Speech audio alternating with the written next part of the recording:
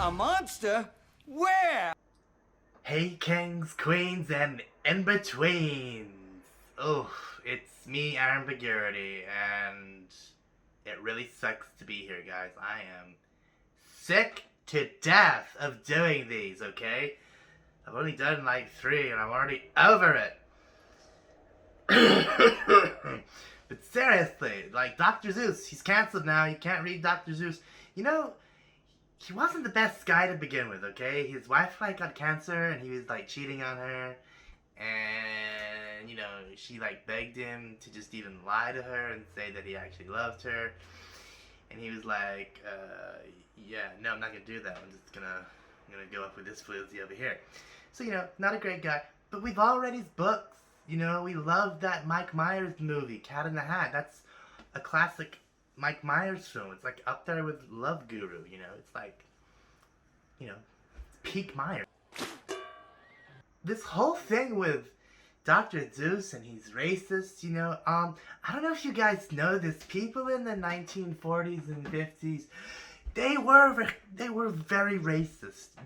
All of them. Just every single one of them, okay? And it didn't matter if they were black or if they were white or if they were Chinese or Japanese. They all effing hated each other, okay?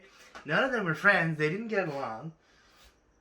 And that was just like the vibe back then, you know? It was a real mood, you know? They had a world war over it. I don't know if you guys know that. There was this huge war because this guy, Alan Hitler or something, I don't know.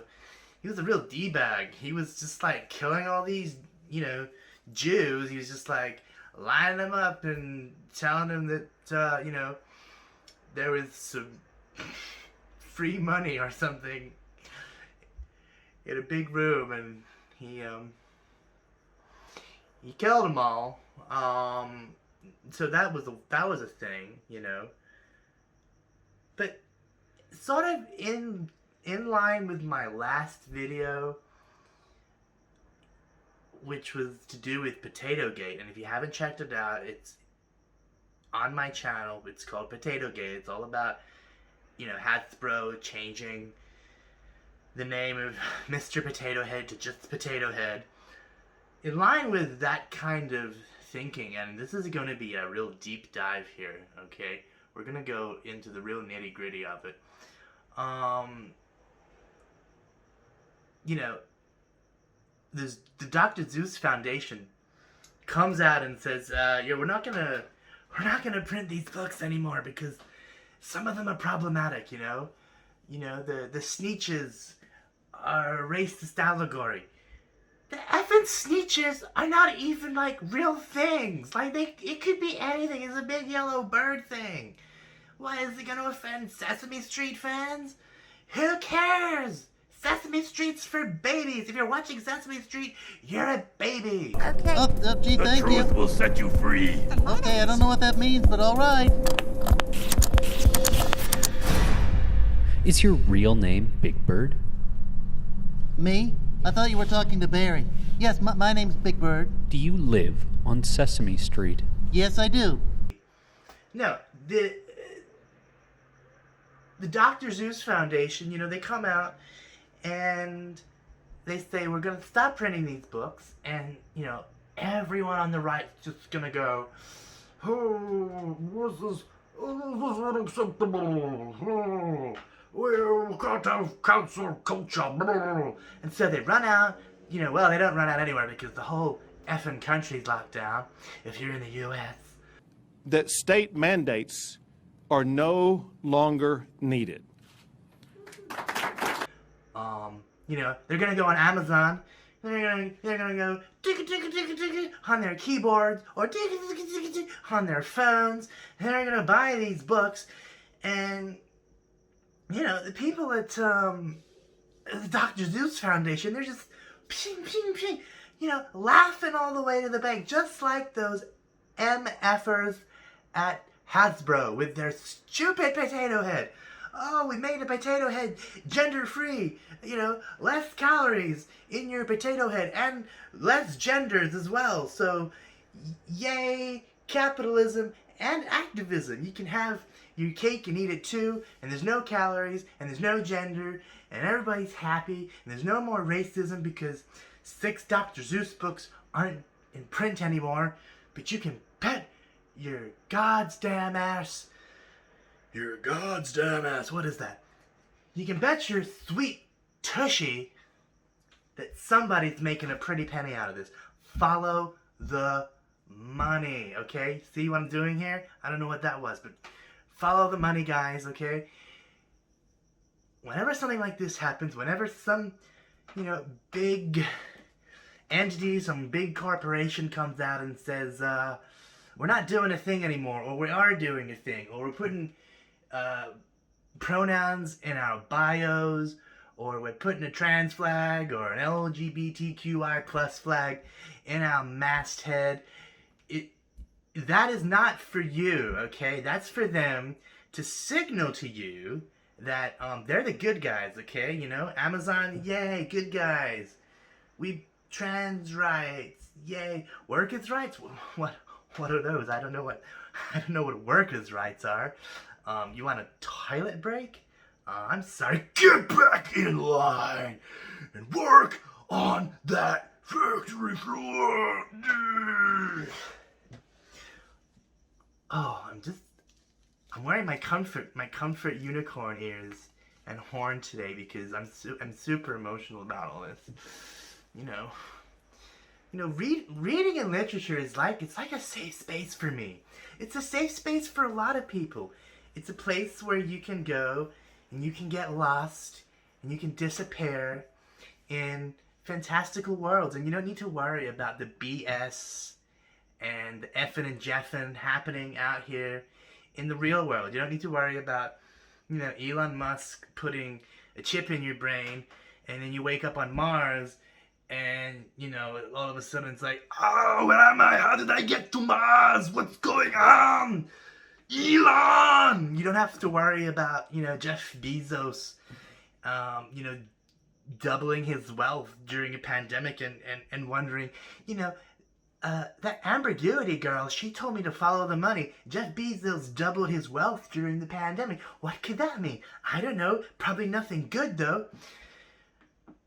Canceling Dr. Seuss, not canceling Dr. Seuss. It's not about doing anything right to quell systemic racism or inherent racism. That stuff's real. Like, racism exists now and it exists back then when Dr. Seuss was writing, anti or pro propaganda literature and cartoons against Alan Hitler. Racism's a thing, and it's always gonna exist in some form. Unfortunately, it's just a thing. But when companies come out and they're all like, we're not gonna do this thing anymore. We're not gonna print Huckleberry Finn because Mark Twain uses the N-word and we don't like that word. I mean, if the N-word is such an effing and jeffing problem, black rappers, they shouldn't say it anymore, okay? Because I'm sick of riding along with my girlfriends in the car, and we have to, do these ones whenever the N-word is in our favorite, Cardi B song. It's just like, N-word, please. Like, I want to say it, they all want to say it. It's not fair, okay? But seriously, if it's such an effing and jeffing problem, just don't say it. Like, no one should be allowed to say it. Don't be like, yo, hey, I'm black, man, and I can say that word. It's like, N-word, please. You were born, in Kenya, and none of your family were enslaved. In fact, you had chauffeurs growing up. You told me you're an exchange student. You're walking around here effing and jeffing and N-wording, and I want to F and jeff and N-word, and I can.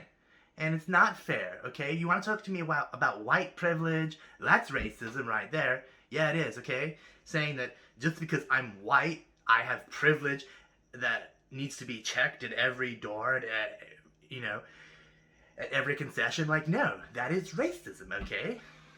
Is it the same thing as, years of oppression and slavery? Well, no, it's not. Obviously, it's not. But it is a form of racism, because the definition of racism is excluding people or, making others feel unwelcome or othered based on their race, their ethnicity, the color of their skin. So saying that, people who are white have white privilege, there are a lot of white people who, believe it or not, are poor. They don't have any money. They work 3 jobs. They live in a trailer park. They barely have enough to survive, but apparently they've got white privilege. No. That's not how it works, okay? It is a class struggle. It's a class struggle, and the sooner y'all realize that, the sooner we're going to be able to dig ourselves out of this mess. Because it is a mess. Every day now it's, it turns out this person was a huge racist, or it turns out this person's a huge transphobe, or this person, hates Pokemon. Like, every day it's just like some other thing. And we're just constantly, we're on the Twitter, and we're on YouTube. What am I doing? Who am I talking to? Nobody, myself. But we're all just, constantly with the back and the forth, can't believe they said that, can't believe it turns out this person's that.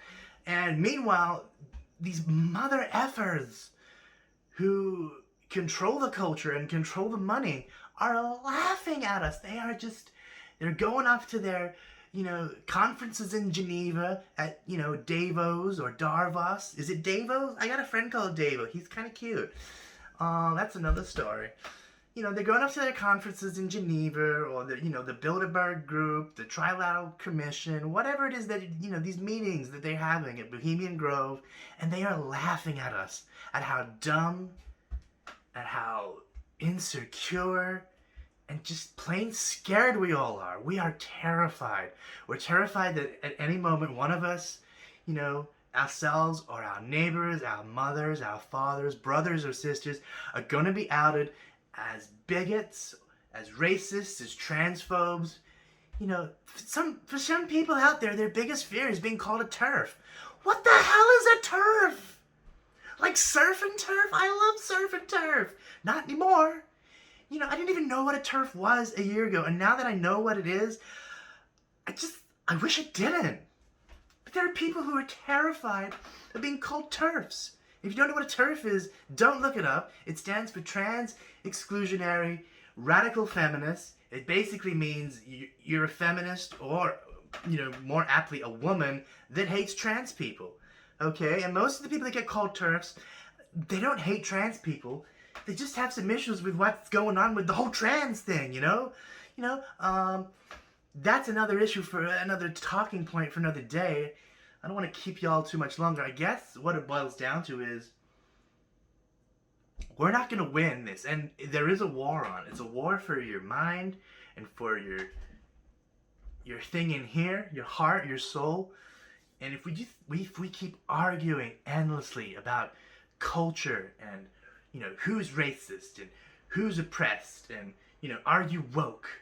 Are you with us or are you against us? Like, that was what Effin' and Jeff and George Bush said. You're either with America or you're one of the terrorists. Well, now we have the same rhetoric, except it's you're either woke or you're a transphobic, racist, bigot, white supremacist. And if you argue against us, we will deplatform you. We will take away your income. You won't have any friends, your family. You'll have nothing left except unicorn ears and a horn. What the hell are you gonna do with that? Not a goddamn lot. What was that? I don't know. Looked like a humongous cat. Humongous? I prefer the term big bone to jolly. No, what are we hiding from? Hey guys, thanks for watching. If you made it this far, you probably want to go speak to a mental health professional, because I know that's what I'm on the way to do. But, it's great having someone to talk to through these tough times. I know I may have said some things that were a little heated or a little borderline, cancel-y. Go ahead and cancel me. That's only going to make me more popular. Like and subscribe. I got all the things down here. where it counts. And check out my socials. And you know what? Don't check out my socials. F and Jeff that. Ooh, gassy. F and Jeff the socials. You don't need it in your life. You don't need to be on your phone 24/7 going, what's this guy saying? What's that girl saying? Who's saying this and who's saying that? It's gonna drive you crazy. It's gonna drive you bonkers. So just, take a day to yourself, okay? Namaste. Nothing short of a masterpiece.